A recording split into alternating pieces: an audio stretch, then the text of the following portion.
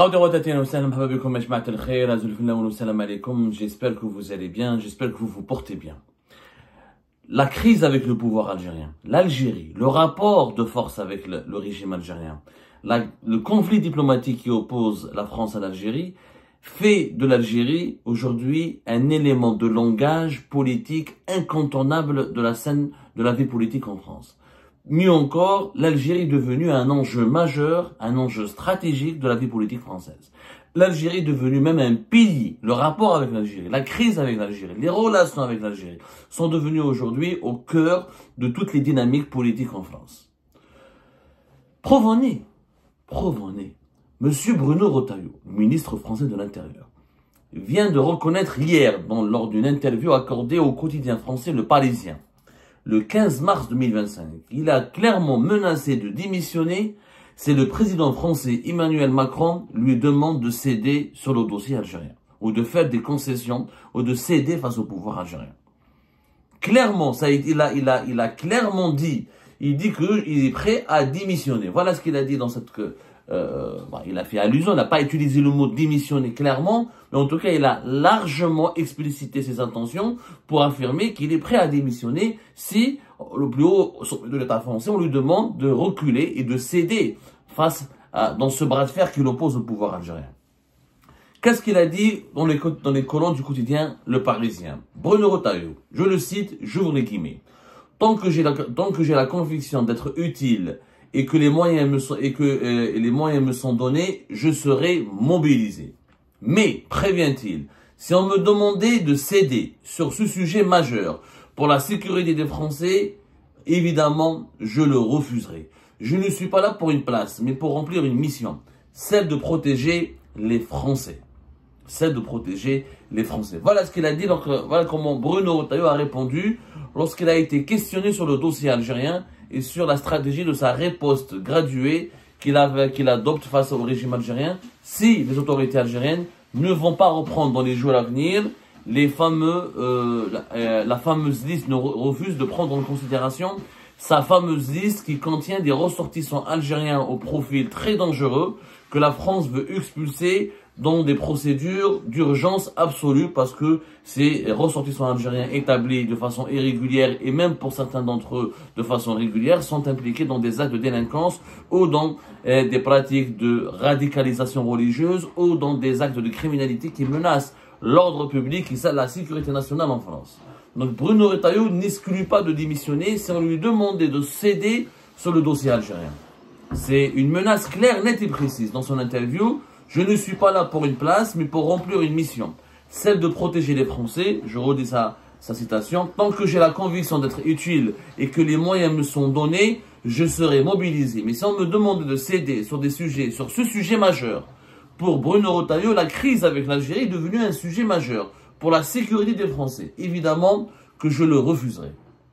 C'est une déclaration extrêmement forte. Extrêmement forte. Bien sûr, plus tard, ça fait plusieurs jours que Bruno Retailleau fait de l'Algérie son sujet fétiche. Est-ce qu'il a raison ou est-ce qu'il a tort? On n'est pas dans la morale, on est dans la politique. Il faut savoir que ce que dit Bruno Retailleau, au moins Bruno Retailleau il a l'honnêteté de le dire et de l'affirmer ou de dire tout haut ce que tout le monde pense tout bas. Parce qu'en réalité, ce que Bruno Retailleau est en train de faire, il est en train de briser un tabou. C'est quoi ce tabou? Ce tabou, c'est les relations entre l'Algérie et la France et la place de l'Algérie au cœur de la vie politique française. Dans les années à venir, avec la situation politique très tendue, la France connaît une situation politique très tendue. Il y a la succession d'Emmanuel Macron d'ici les élections présidentielles de 2027. Il y a aussi une crise sociale. Il y a une crise sociale en France. Il y a une véritable crise politique depuis les élections européennes de 2024 et depuis les élections législatives anticipées françaises de 2024 qui ont été organisées là, en été 2024. Il y a une nouvelle configuration politique. C'est quoi cette nouvelle configuration politique en France? C'est qu'il y a le premier parti politique de France, c'est le Rassemblement national. C'est l'extrême droite. Et la droite française, elle est extrêmement de plus en plus puissante, de plus en plus populaire, et elle est de plus en plus proche du pouvoir grâce à l'extrême droite. Il y a l'extrême droite, il n'y a plus de droite classique en France. Il y a l'extrême droite, le Rassemblement national, il y a les Éric Ciotti, Bruno Retailleau, etc., la droite dure, la droite conservatrice, qui est beaucoup plus proche de l'extrême droite que de la droite historique, gaulliste, etc. Comme beaucoup de pays européens, comme l'Italie, comme la Hongrie, comme le Danemark, comme l'Allemagne, comme l'Autriche, comme le Pays-Bas, la droitisation de la vie politique en France, c'est un mouvement qui s'inscrit dans cette accélération politique que connaît l'Union européenne. Beaucoup de pays de l'Union européenne sont en train de basculer dans le camp de la droite ou dans le camp de l'extrême droite. Il y avait une tendance au début des années 2000 jusqu'à 2010 que les pays européens basculent dans le camp de la gauche ou l'extrême gauche. Aujourd'hui, il y a une nouvelle tendance politique, les opinions publiques, pas uniquement la France.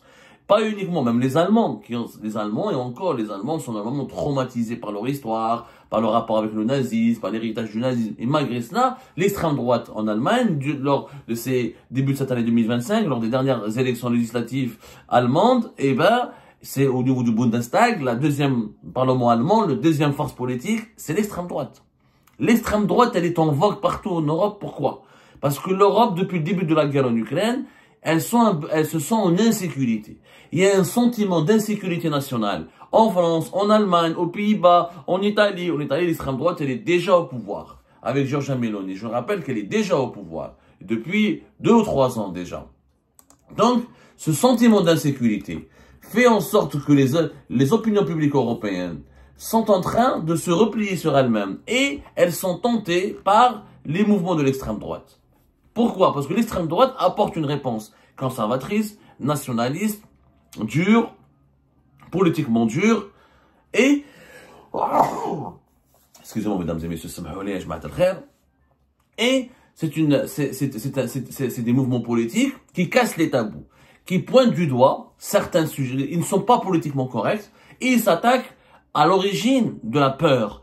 Les sociétés européennes ont peur. Peur de quoi? Peur de l'étranger.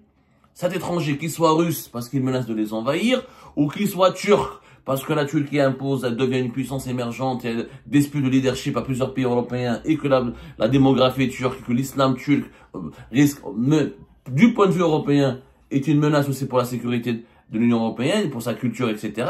Ou cet étranger arabo-musulman.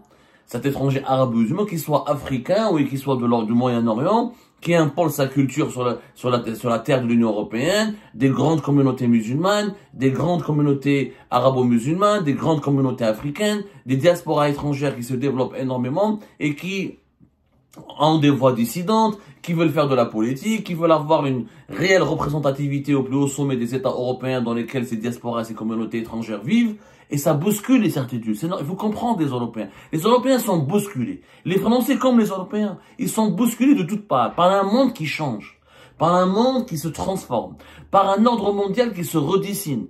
L'arrivée de Donald Trump aux États-Unis d'Amérique, où Donald Trump menace l'Union européenne. Il dit aux Européens, les États-Unis ne vont plus vous protéger gratuitement. Vous devez payer, vous devez faire ceci, vous devez faire cela. Il leur impose un nouvel ordre colonial, un nouvel ordre impérial. Et Donald Trump qui veut se réconcilier avec Poutine, qui veut gagner l'alliance, qui veut faire une alliance avec Poutine, parce que Donald Trump, son problème, c'est la Chine. C'est pas la Russie. La Russie n'est pas une menace pour les États-Unis d'Amérique. Du point de vue de Donald Trump et de sa doctrine, Poutine doit être un ami. L'ennemi, c'est la Chine et c'est la puissance chinoise qui ne doit pas détrôner les États-Unis d'Amérique au niveau au niveau de ce leadership dans le monde. L'objectif des États-Unis d'Amérique est d'empêcher la Chine de la détrôner en tant que première puissance universelle. Donc pour Donald Trump, cette guerre contre la Russie, elle est inutile, c'est une perte de temps. La vraie guerre, la guerre qu'il doit mener, la guerre sérieuse que doivent mener les États-Unis d'Amérique, elle est contre qui? Elle est contre la Chine. Elle est contre la Chine et non pas contre la Russie. Donc, mais le fait que Poutine, qui a des ambitions, Poutine, il le dit, il veut restaurer l'Union soviétique. Ça veut dire quoi, restaurer l'Union soviétique? Ça veut dire qu'il veut que les frontières, que les pays de l'Europe de l'Est reviennent dans le gérant de la Russie, de l'influence et l'impérialisme russe. Et ça fait peur aux Européens. L'Union européenne, elle est menacée. Réellement, l'Union européenne, elle est menacée. Démographiquement, il y a un problème de démographie. La population européenne ne se renouvelle pas. Et sans immigrés, il y a beaucoup de pays qui peuvent pas entretenir leur système de retraite, leur système d'allocation de chômage, parce que le fait de ne pas faire de bébés, des populations qui vieillissent, donc des dépenses sociales qui explosent et pas assez de croissance économique parce que leur marché interne se rétrécit. Des pays qui se remettent en question parce que c'est des vieux pays qui ne trouvent plus leur place dans cet ordre mondial très compliqué. Et donc, l'extrême droite en Europe, pas uniquement en France, elle est en vogue parce qu'elle apporte une réponse. Quand on a peur, quand on est dans la crainte, quand on est dans l'angoisse et l'insécurité, on se replie sur soi-même et on s'accroche à ses valeurs ancestrales qui sont la religion judéo-chrétienne, le passé glorieux des pays européens, les valeurs traditionnelles qui ont garanti aux pays européens, dans un passé récent ou lointain, une certaine puissance, un certain rayonnement sur la scène mondiale. C'est pour ça que l'extrême droite, elle est en vogue. Il faut la comprendre. Beaucoup d'Algériens et d'Algériens ne la comprennent pas parce qu'ils ne vivent pas en France. Mais pour celles et ceux qui vivent en France et en Europe, le voient. Et cette montée d'extrême droite, elle n'est rendue possible que par une relation conflictuelle avec les sources de menaces qui pèsent ou qui sont perçus, en tout cas qui sont perçus, avec des partis ou des pays ou des mouvements ou des communautés qui sont perçus comme étant une source de menace pour la stabilité et l'avenir des pays européens comme la France. La France, sa menace pour elle, c'est, en tout cas pour les courants de la droite et l'extrême droite, c'est une immigration incontrôlée, l'expansion d'un islam incontrôlé, l'expansion du communautarisme, la fin qui coïnciderait et qui pourrait être perçue comme la source ou l'origine du déclin français. Parce que la France perd, parce que sa culture, son identité décline, et qu'il y a d'autres cultures, d'autres identités étrangères qui s'installent sur son territoire, ça peut créer son déclin. C'est ce que véhicule la droite dure et l'extrême droite. Est-ce qu'ils ont raison ou pas raison? Moi, je suis pas là pour juger les différents courants politiques français. Moi, je suis qu'un réfugié politique. Moi, mon but, c'est de me battre pour l'avenir de l'Algérie. Je suis pas là pour me battre pour l'avenir de la France. La France a suffisamment d'enfants brillants et d'intellectuels et de journalistes brillants qui pourraient la défendre et défendre son avenir. Moi, je m'intéresse à l'avenir de l'Algérie. Je vous explique juste que ce que dit Bruno Retailleau n'est pas une menace politicienne, c'est pas un argument politicien.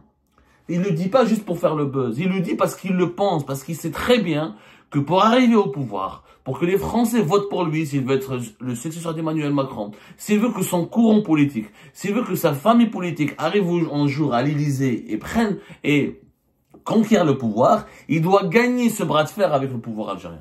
Parce que le pouvoir algérien est comme... le pouvoir algérien est assimilé à une menace. Pourquoi une menace? Parce que, il veut pas collaborer pour la lutte contre l'immigration clandestine. Or, l'immigration clandestine, c'est une menace pour les Français et les Françaises, parce que, pour eux, cette immigration clandestine, elle dénature l'ordre, elle dénature les valeurs de la France, elle bouscule la démographie, elle crée de l'insécurité, elle crée de la criminalité, et elle déstabilise l'économie française indirectement. Donc, le sujet principal, c'est l'immigration clandestine. Tant que le pouvoir algérien ne collabore pas avec les autorités françaises pour la lutte contre l'immigration clandestine, tant que le chantage au laissez-passer consulaire se poursuit, le pouvoir algérien sera perçu comme le diable absolu par la droite dure et l'extrême droite française. Premièrement. Deuxièmement, c'est un pouvoir aussi qui n'arrange pas la droite et l'extrême droite française, parce que la droite et l'extrême droite française, elle est clairement pro-marocaine. Elle est clairement pragmatique. La droite et l'extrême droite, elle se dit, on n'a rien à gagner avec le pouvoir algérien. Le pouvoir algérien ne donne pas beaucoup de marché aux entreprises françaises, alors que l'Algérie reste quand même le deuxième marché pour les exportations françaises sur le continent africain. Le pouvoir algérien ne facilite pas les échanges économiques entre les deux pays. Le pouvoir algérien, il est clairement pro-russe, proche de la Russie, et pas proche de nos intérêts. Quelquefois, même si aujourd'hui il n'est pas vraiment pro-russe, il y a beaucoup d'idées pro-russes. Moi, je vous parle pas des vérités. Je ne dis pas ce que la droite dure et l'extrême droite pensent du régime algérien est vrai. Je vous dis comment elle le perçoit. Il y a beaucoup de préjugés qui sont faux. Mais il y a deux raisons principales pour lesquelles la crise avec l'Algérie va durer dans les années à venir. C'est que la droite et l'extrême droite sont arrivés au pouvoir d'une question de temps en France.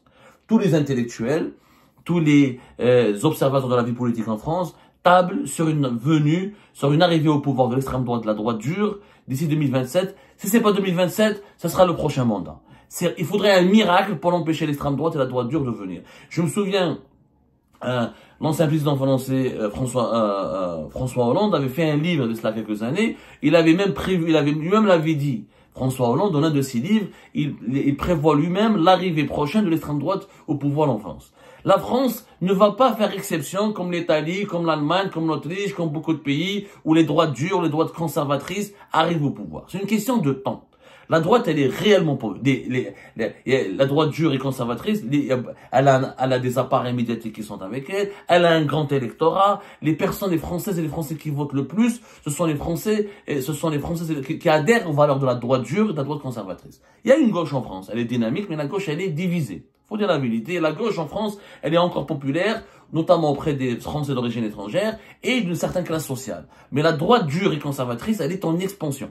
D'ailleurs, le discours de la droite, il s'est complètement décomplexé. Auparavant, en France, on ne pouvait pas critiquer l'islam, on ne pouvait pas parler des musulmans, des étrangers ou de rapport à l'immigration aussi facilement. Aujourd'hui, des médias comme CNews, etc., ils ont des discours largement accessibles et c'est banalisé auprès de l'opinion publique française. Donc, c'est une question de temps. Et l'extrême droite et la droite dure et conservatrice ne peuvent pas s'entendre avec l'Algérie pour deux choses. Parce que elle ne supporte pas le chantage à l'immigration et au laissez-passer consulaire et le peu de coopération et le peu d'engagement des autorités algériennes et des dirigeants algériens actuels dans la gestion des flux migratoires entre les deux pays.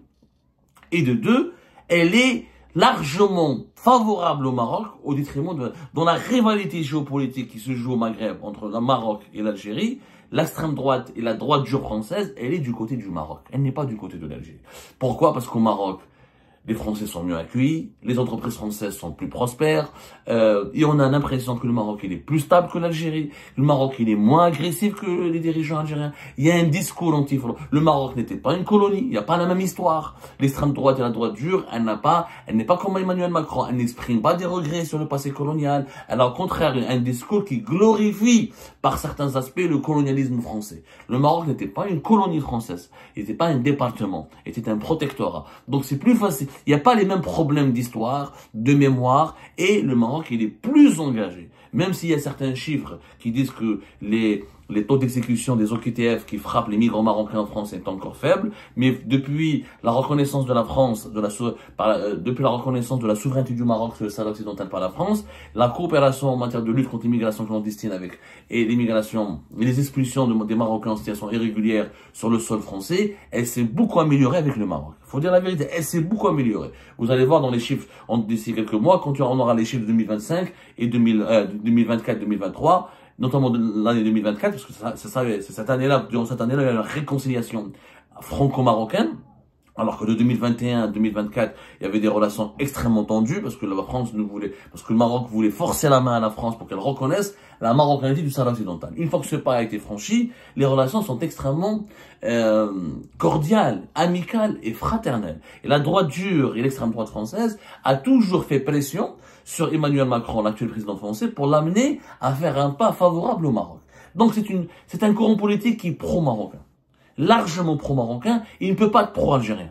Parce qu'il y a des problèmes, parce que, pour deux choses, l'immigration et aussi l'utilisation de la mémoire. Les dirigeants algériens, dans leur rapport avec la France, ils utilisent la mémoire, ils utilisent l'histoire, ils utilisent le passé colonial. Et ça, l'extrême droite et la droite dure ne le supportent pas. Ne le supportent pas, elle n'en peut plus de ce discours, parce que la droite dure et l'extrême droite française, elle ne veut pas avoir un discours de culpabilité vis-à-vis du passé colonial. Au contraire, la droite dure et l'extrême droite française veut réhabiliter l'histoire de France. La France qui était un empire, un grand pays, le pays des Lumières, pays exportateur de grandes idées de civilisation, pays de grands inventeurs. La droite dure et l'extrême droite ne veut pas véhiculer un discours qui affaiblit, qui culpabilise la France, qui fait de la France une puissance criminelle ou qui fait de la France une puissance fautive. C'est pas du tout la posture politique de la droite dure et de l'extrême droite. Donc pour ces deux éléments, ils vont jamais s'entendre. L'actuel régime algérien, tel qu'il est, tel qu'il fonctionne, et l'extrême droite dure, et l'extrême droite française et la droite dure et conservatrice française, ils ne peuvent jamais s'entendre. Leur fonctionnement politique les amène à être des adversaires. Donc, à partir du moment où il n'y a pas de changement en Algérie, tant que nous n'avons pas un nouveau régime en Algérie qui relègue l'histoire de la colonisation française au second plan et qui essaie d'avoir un rapport pragmatique avec les autres pays, avec la France, sans forcément à chaque fois inclure l'histoire dans les relations bilatérales. Et tant que nous n'avons pas en Algérie un pouvoir qui collabore plus activement et plus sereinement en matière de lutte contre l'immigration clandestine et en matière d'expulsion ou de renvoi des ressortissants, d'éloignement des ressortissants algériens du territoire français, il faut savoir qu'il y a, au regard des liens démographiques et historiques, le nombre au niveau des OQTF, il y a plus de 50 000 OQTF, obligations de quitter le territoire français, qui ont été émises à l'encontre des ressortissants algériens. Alors qu'ils sont entre même pas 25 000 pour les Tunisiens et les Marocains. Nous sommes la plus importante communauté. Donc les problèmes sont beaucoup plus graves avec l'Algérie, et pas aussi graves avec le Maroc. Parce qu'il y a beaucoup plus d'Algériens en France que de Marocains. La communauté algérienne en France, elle est extrêmement puissante, elle est extrêmement forte. On a vu les chiffres de 2024. Les arrestations de migrants algériens, de ressortissants algériens aussi sont régulières sur le sol français, ont dépassé les 34 000. C'est le double des arrestations des ressortissants marocains et des ressortissants tunisiens. Donc c'est pas la même chose. Donc le rapport de force sera toujours compliqué et tendu avec l'Algérie en raison de l'intensité des relations démographiques et historiques entre les deux pays et en raison, encore une fois, du fonctionnement opposé du pouvoir algérien et de la droite dure et conservatrice et d'extrême droite française. C'est deux visions du monde différentes. Le conflit est inévitable. C'est pour ça que Bruno Retailleau l'a compris. Il a compris cela. Il a compris que pour conquérir le pouvoir en France, il faut passer par un rapport de force avec l'Algérie.